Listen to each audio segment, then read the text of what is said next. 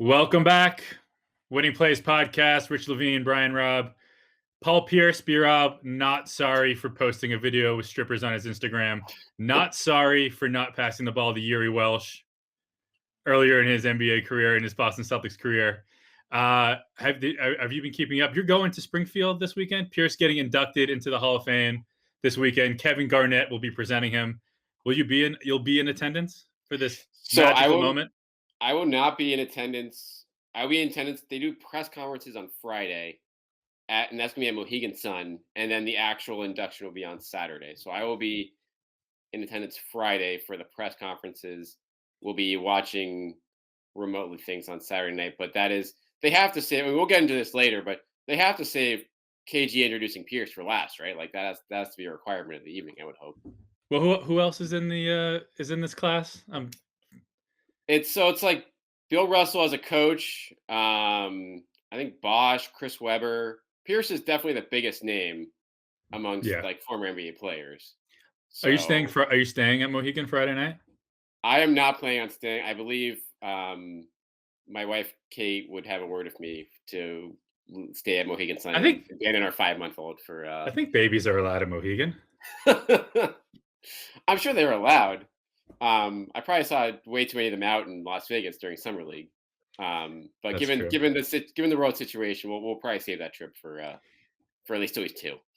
Hey, so we're going to talk a little bit more about this Pierce thing towards the end of the podcast. But to start off really quick, if I gave you, let's say you had $500 burning a hole in your pocket that you felt comfortable that your wife said, okay, you can use this to gamble a little bit. If I gave you 8-1 odds on Jason Tatum making the Hall of Fame, would you take that bet? 8-1? 8-1. Yeah. So you get $4,000 on your $500. That seems fair to you? That seems fair. I would feel pretty good about that. I might even take even lower odds. My gut said 5, but I thought I was being a little bit crazy. 5 is when you have to start thinking about like, okay, it's still pretty early here, but I mean, based on trajectory, you have to feel 8-1. I'd feel very good about that return. What if I gave you 15-1 on Jaylen Brown? That I wouldn't feel as good about. I'd still maybe be willing to take a flyer on it if it was a little bit higher, but it's somewhat connected because they have to win at least one title, right? Right, exactly.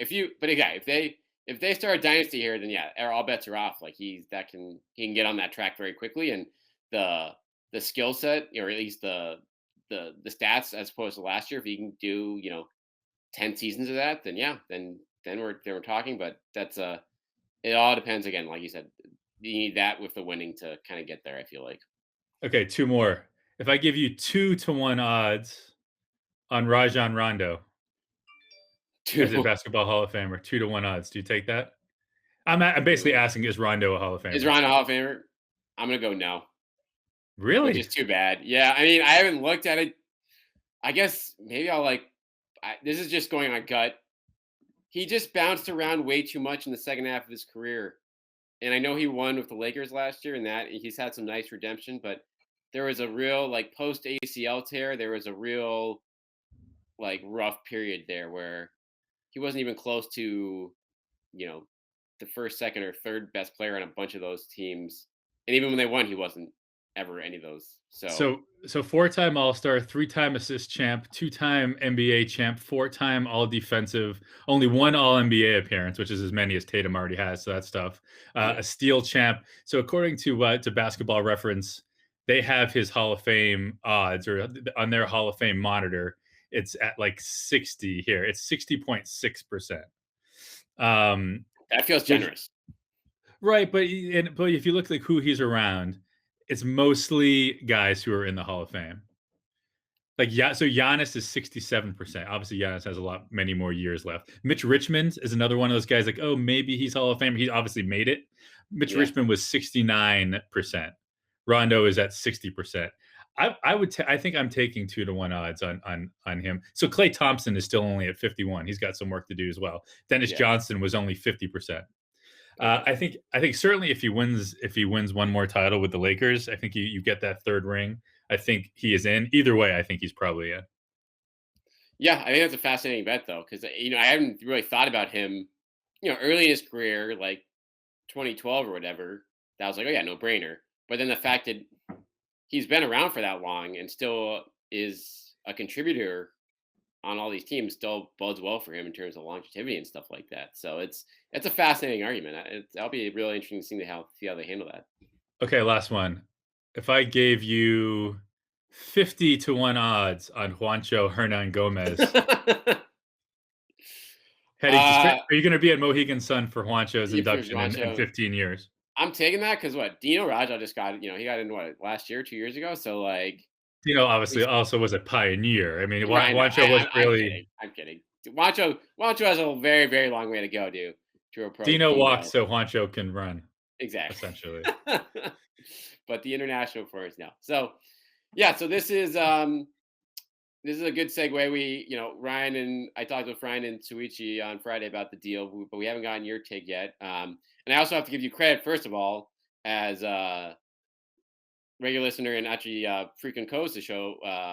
Brennan Jackson pointed out that when I asked you about who you preferred as the 15th man on the roster last week, Carson Edwards or Chris Dunn, you nailed this and said neither, Rich, and paving the way for those two guards being moved out for what I think is a nice stretch forward that probably makes sense as some depth on this roster.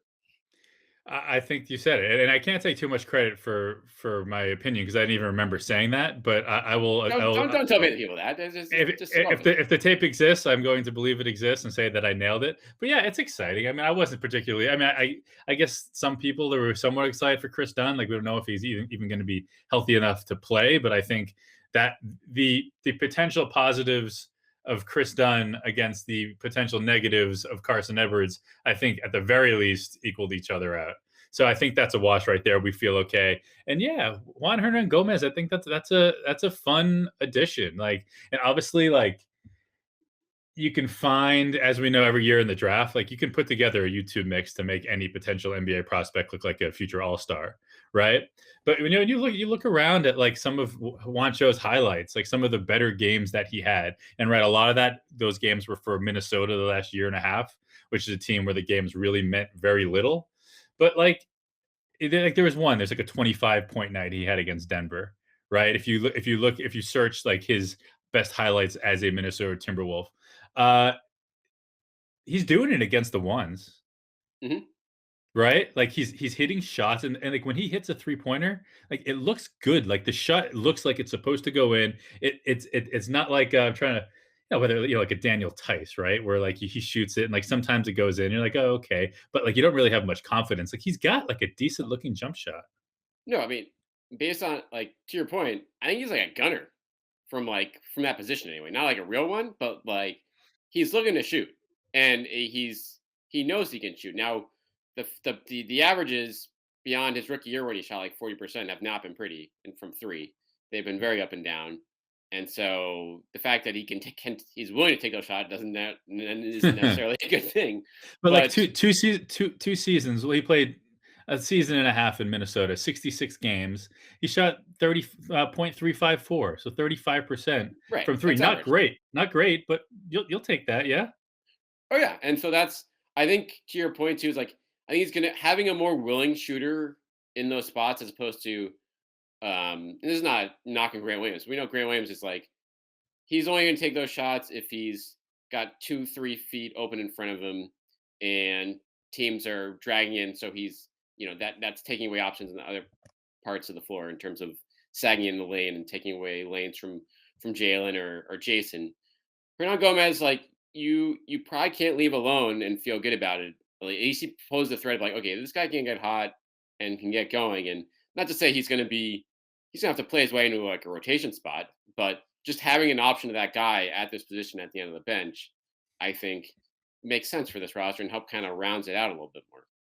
Yeah, and given who they gave up, like if he does nothing, it's Right. not a big loss, right? Like No, because those are Chris it's Dunn basically and house money.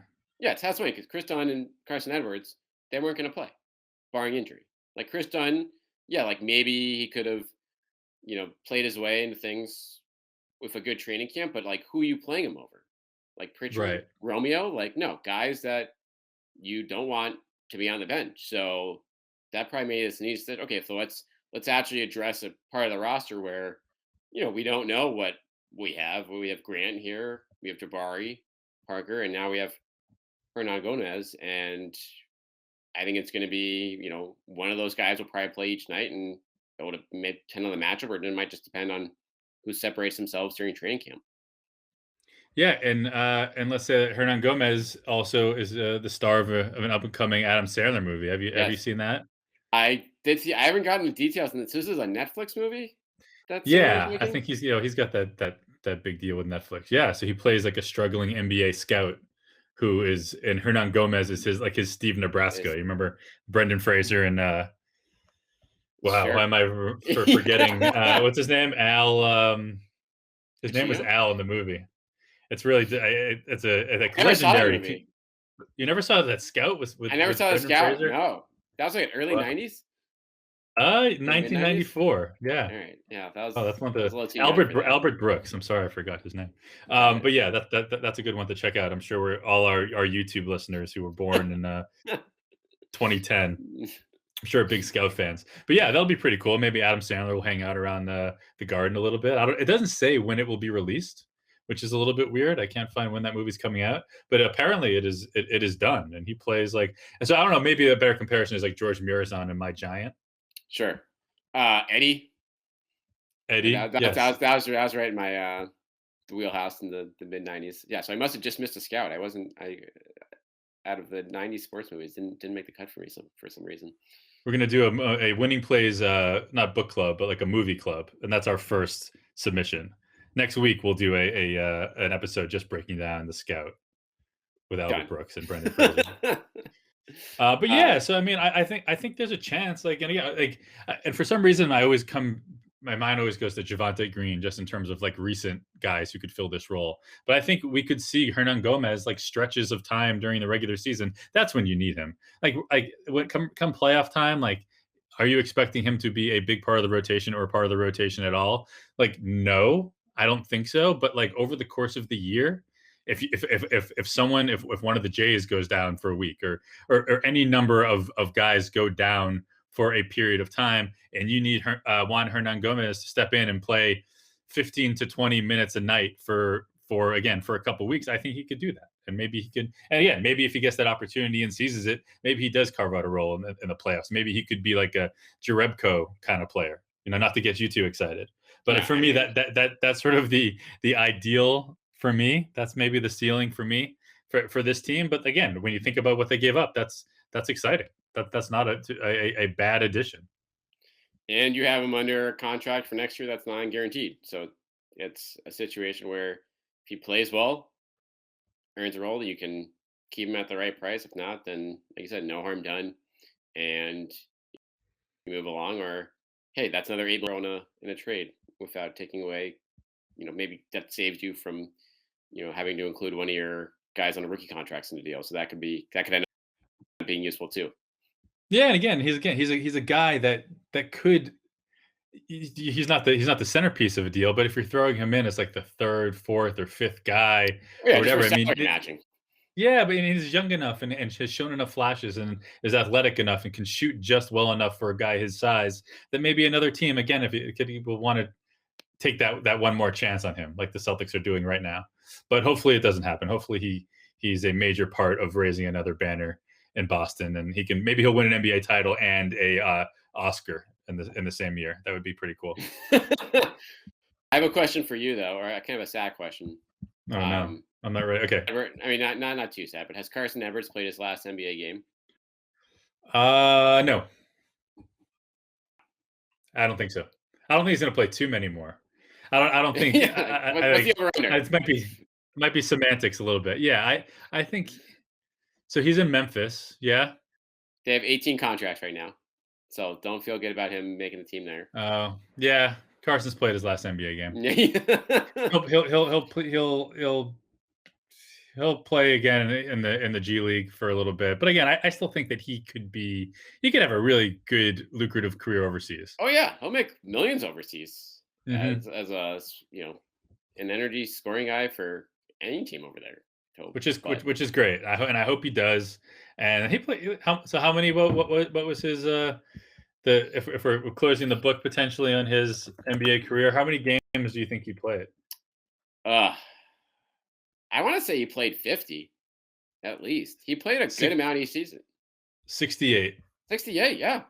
So it's like this isn't a guy who didn't get opportunities. So you don't like he didn't get like consistent ones, but they Brad Brad Stevens has like been tough with younger guys and rookies, but he gave Edwards a chance both years, and he showed a little bit more in splashes last season. Like he had that really one really good game when they won against the Clippers in LA, where they had like no one, and that was probably his best like pro game. But again, he just couldn't really sustain it ever, and the size limitations just became a little too much for him to overcome.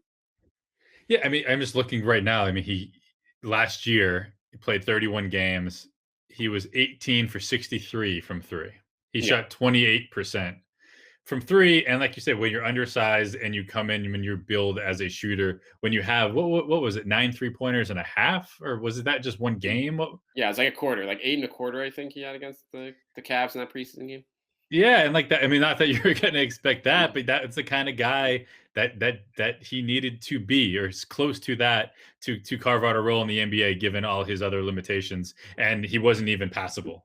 The year before, he 37 games was 24 of 76 for 31%. Um, that's just not okay. With that, if you're paid to shoot threes and you do not hit them, you're not going to last very long. So 2 seasons, we'll see what happens. I'm not rooting for him to have played his last game. I would love for him to get another chance. I would love for him to just find a groove and just stay in the zone for a season and maybe help out a decent team.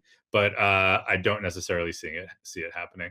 But hey, two more years in the NBA than most people play. Right. I mean, and props to him and his agent. He got 3 guaranteed years and out of a second round pick. So he maximized that first summer league performance as much as he could. So that's whatever, $6 million in the bank, and then a bunch more probably coming, um, likely somewhere in Europe.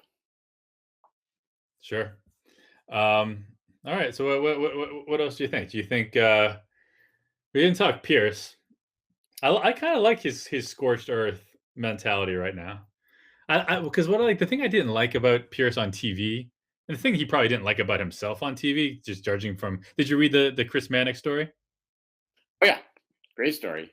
I mean, Um, with him going, I mean, we can get into it a little bit, but he pretty much we can go in 100 different directions from that story. So Paul Pierce, I appreciate the fact that I mean, he's always this during his career, as you very well know from covering him you know in person for so long during his prime, that he's just candid and very interesting and isn't afraid to, and always loves to like take shots at LeBron, and he kind of hit the trifecta in this SI piece with Chris Mannix, like on the ESPN stuff, but then he gets into the reunion stuff with KG and Ray and Rondo, whether that'll ever happen. And I'm also intrigued as well with the talk of the KG Pierce reality show slash podcast, where they potentially go do things like the running of the bulls or other skydiving or whatever. I feel like that could have some real potential behind it. But I wonder if like how motivated are those guys to do it? Like that is it going to be I worth think, it financially for them to do that stuff? yeah, I think it depends on the money. I think they're both probably pretty financially motivated I at would this say so. point. So yeah, I mean, if you're talking about jumping out of planes and running with bulls, I think you want some money. I would love to see KG square off face to face with a bull. Like, I don't know necessarily. That would be an interesting, if this show does come to fruition, that would be an interesting bet. Who will win? Just mano y mano.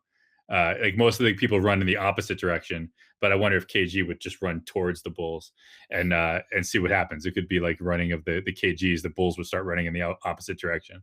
All right, but yeah, so Pierce going to the Hall of Fame again. Anything else from that? I think he took some nice shots at Jerry Welsh and just that whole era. But what sticks out to you? I mean, it's for there's few guys like who's going to have a Pierce career any more of one team. It seems like in the NBA period. But what did anything from that article stick out to you more than anything else? The fact that did come close to you know getting dealt before the KG trade was live. Like, how do you think his career is viewed any differently if he does make that move? If like he gets that trade to Portland 2006 or whatever, if any of that stuff does happen before they put the pieces in place around him, or did he maximize everything he could here and that just made his career in Boston for those first 10-15 years? Like, could he have been more somewhere else, do you feel like? Uh, I think for him it was just about getting that title. I think he Right. needed that to really, because again, he wasn't. We know that he wasn't LeBron. He wasn't quote Kobe. He wasn't. And now we're splitting hairs here. He's most certainly a Hall of Famer, right? Yeah. But he always seemed to be just one maybe little notch below the top. But being able to get that ring, not only that, but getting the Finals MVP, so being the MVP of that title, being surrounded by two other Hall of Famers, potentially three, if we're talking about Rondo earlier in the show. But no, I think I, I think if Pierce is traded to Portland before the ring, and I don't think he was going to go and win a title with the Trailblazers. I don't. I mean, I is he definitely a Hall of Famer at Right. that Like, point? did you think he needed the ring to be a Hall of If he like didn't win, if they for whatever reason didn't win in 2008, he would still be a Hall of Famer, I feel like. I mean, it makes it just that much easier for him to get it. Maybe he has to wait a little bit to get in, but like I still think his body of work was more than enough to get him in. Wait, if he had been traded after just like so, I'm looking right now. So he was a five-time All Star with the Celtics, from '02 to '06, right? And Yes. then '07 was the bottom of the barrel, right? He played 45 games for that horrible team, and Right. then the next season he had five in a row from the All Star game, missed that horrible year, then five in a row again, Yeah. right after that. So 10-time All Star. But everything that comes after that break, we just don't know if he goes to if he goes to Portland, if because there was a time in Paul's career where I think he would say as much as anyone, like he wasn't. I don't know if motivated is the right word, but he was kind of just in a rut. I think he was maybe partying a little too much, maybe drinking a little bit too much at times. I don't think his body and his mind were in a place where he was necessarily on that Hall of Fame track. Because I mean, how many All Star games did Antoine Walker make?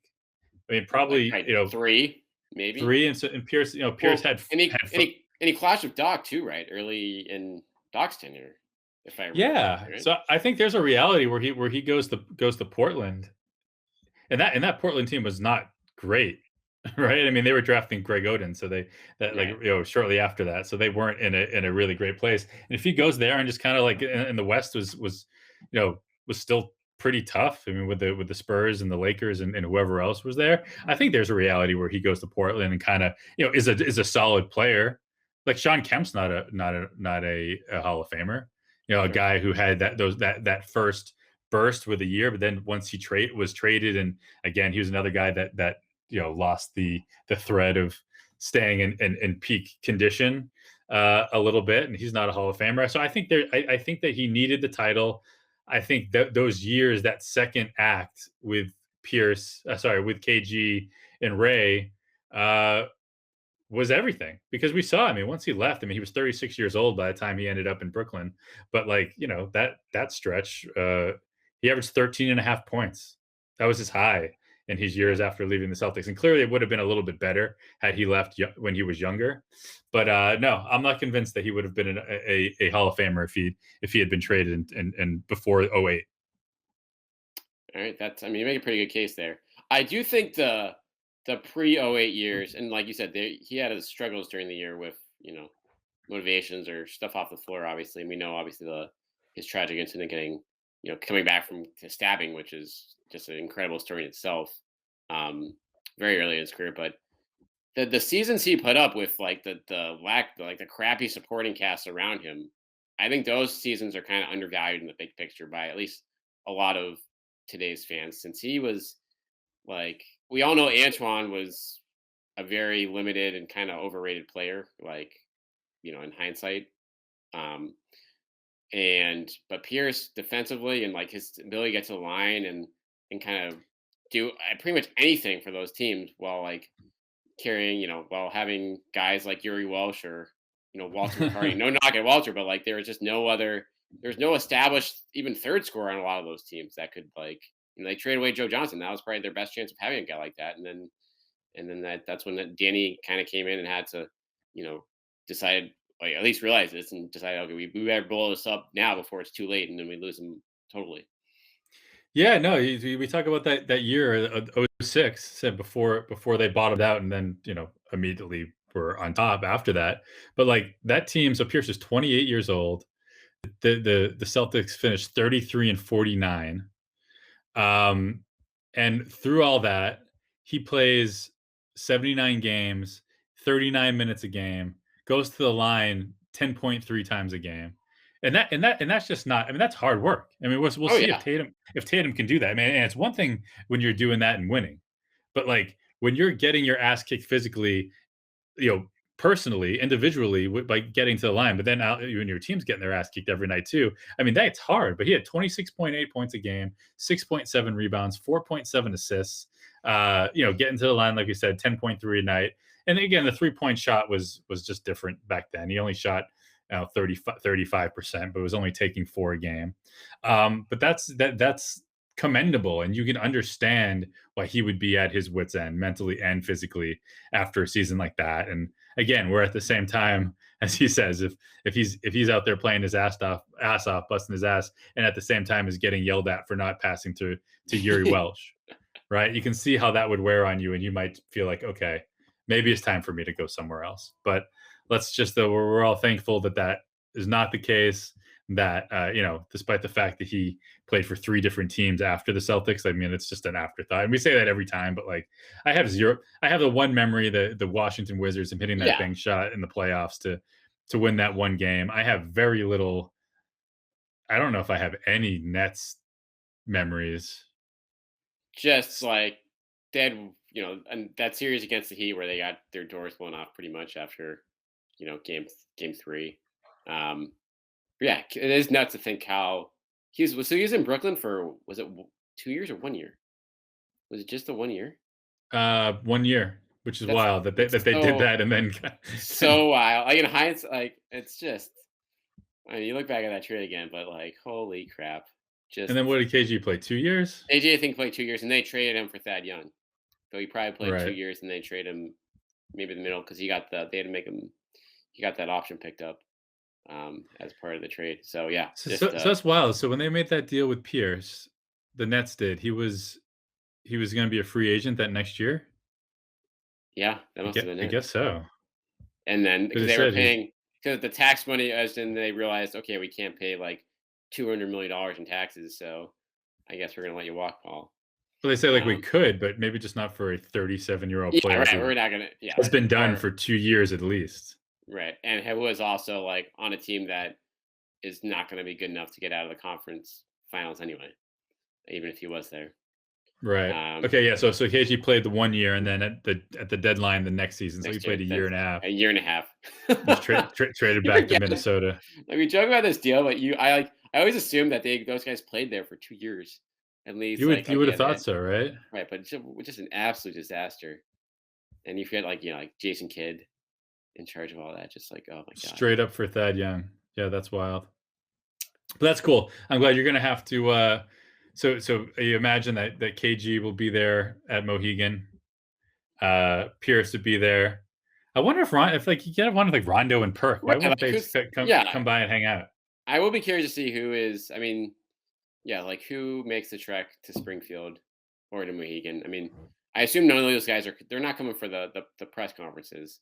Um, where the players are introduced and obviously take questions from the media. But then are they gonna head out to Springfield on a Saturday night and then just and take it all in? I assume Perk and Rhino will be there.